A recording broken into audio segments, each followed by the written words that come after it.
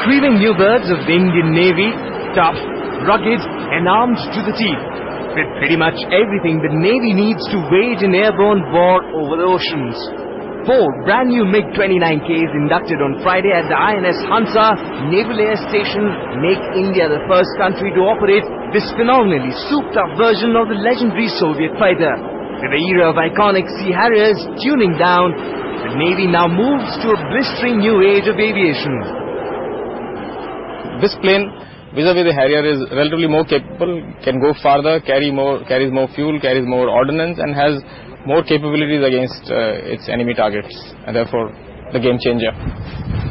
Defense Minister A.K. Antony was generous in his thanks to the Russians, but the truth is quite different, because without the Admiral Gorshkov aircraft carrier that Russia should have delivered by 2008, the new MiGs are basically landlocked.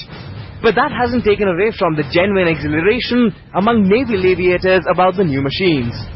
To compare this with its land-based cousin, the MiG-29B that the Indian Air Force flies, this aeroplane can hold its wings and therefore occupies relatively lesser real estate over land as also on the aircraft carrier.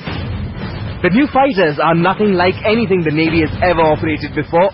Previously restricted to air defense missions, the Navy now has a fighter that delivers in any mission you can think of. Our armed forces are well equipped, well trained, dedicated. Their morale are also very high to meet any challenge from any quarters. They will protect every inch of Indian territory.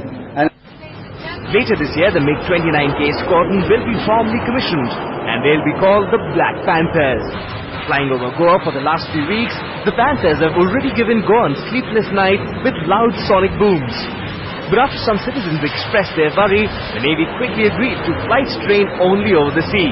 But criminally poor forward planning by the government means that Navy will spend the next 3 years only exploring the capabilities of the MiG-29K, instead of actually being battle-ready in them. But they're here at last, and that's a start. The MiG-29K pushes the Navy into an exciting and revolutionary new era in combat aviation. The induction of these aircraft from Russia has been beset with irony, obviously caused by government short-sightedness and lack of planning. But the Navy plans to make the most of this very potent combat asset.